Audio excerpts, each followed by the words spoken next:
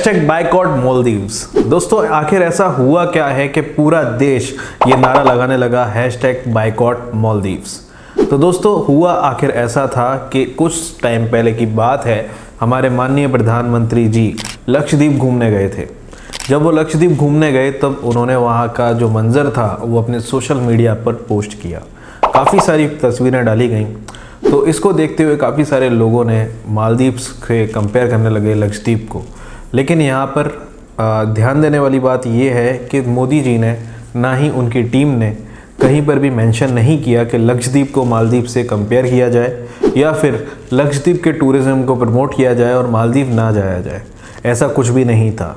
लेकिन ऐसा हो क्यों रहा है? बायकॉट मालदीव्स आखिर ट्रेंड क्यों कर रहा है? इसके पीछे क्या रीज़न है? तो जानते हैं आज की वीडियो में पूरी कहानी। तो दरअसल दोस्तों बात ये थी कि हमारे प्रधानमंत्री जी ने अपने सोशल मीडिया हैंडल से लक्षद्वीप की कुछ फ़ोटोज़ और वीडियोज़ डाली थी। तो उसको देखकर रिस्पॉन्स में मालदीव्स के कुछ महान लोग यानी कि वहाँ के कुछ हायर अथॉरिटी वाले लोगों के हैंडल से, ट्विटर हैंडल से और सोशल मीडिया हैंडल से काफ़ी अपमानजनक बातें हमारे प्रधानमंत्री जी के लिए बोली गई।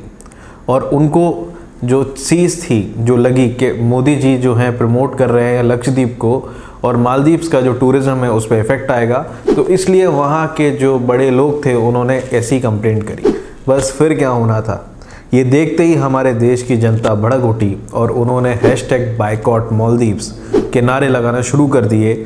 और इसके चलते आप लोगों को यकीन नहीं होगा कि बहुत सारी फ़्लाइट्स मालदीव्स की कैंसिल हो चुकी हैं, काफ़ी सारी होटल बुकिंग कैंसिल हो चुकी हैं। इवन जो लोग अपना हनीमून मनाने जा रहे थे, अपने बर्थडे पार्टीज सेलिब्रेट करने मालदीव जा रहे थे, बड़े बड़े सेलिब्रिटीज़ जो मालदीव्स अक्सर जाया करते हैं, उन सब ने अपनी फ़्लाइट और होटल बुकिंग कैंसिल कर दी है, जिसके लिए आपको अभी पता चल ही रहा होगा कि ये कितना हॉट टॉपिक है। दोस्तों मालदीव्स एक ऐसी कंट्री है जो हमारे यहाँ से मात्र 2000 किलोमीटर दूर है और ये ट्रेड के लिए बेस्ट कंट्री है। और मालदीव्स जो मतलब बेसिकली मालदीव्स की जो इकोनॉमी है, जैसे हर कंट्री की एक इकोनॉमी होती है जो किसी ना किसी चीज़ पे काम करती है, वैसे ही मालदीव्स की जो इकोनॉमी है वो सबसे ज़्यादा टूरिज़्म पे चलती है।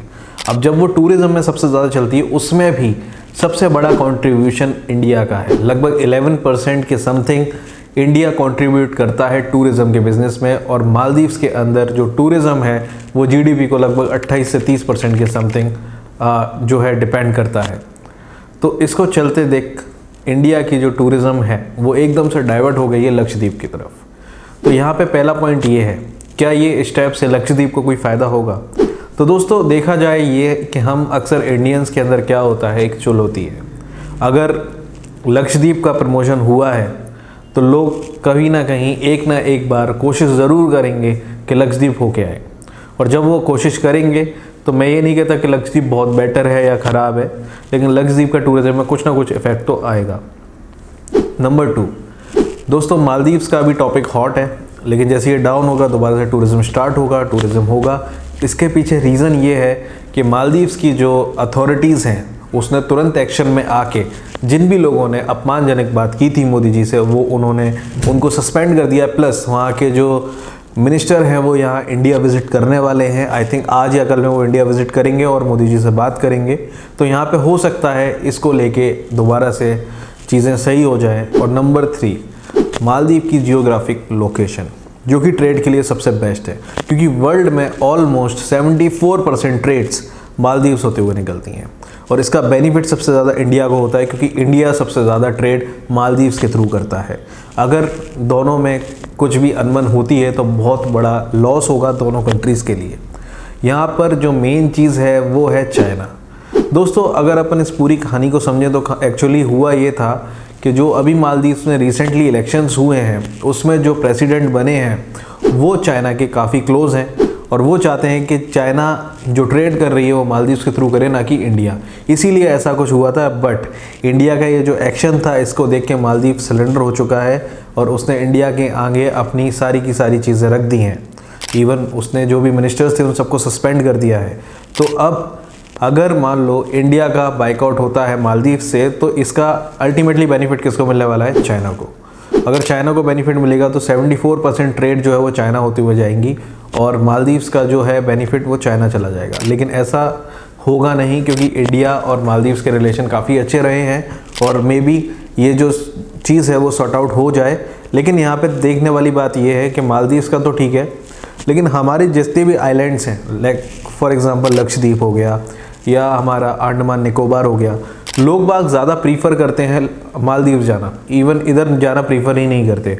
उसका सबसे बड़ा रीज़न ये है कि हमारा कभी टूरिज़्म इतना अच्छा रहा ही नहीं, मतलब लोगों ने कभी प्रमोट करा ही नहीं।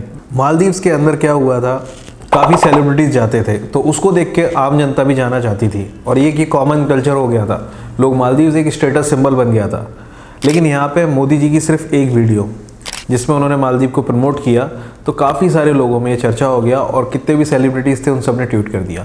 यही काम अगर पहले होता तो हमें इस चीज़ की नौबत ही नहीं आती और हमारे जितने भी आइलैंड्स हैं और जितनी भी हमारी हिस्टोरिकल टूरिस्ट प्लेस हैं, वहाँ पे अगर हमारे सेलिब्रिटीज़ जाने लग जाएं तो इसका बहुत ही अच्छा एक इम्पैक्ट हमारे देश में देखने को मिलेगा टूरिज़्म को लेके।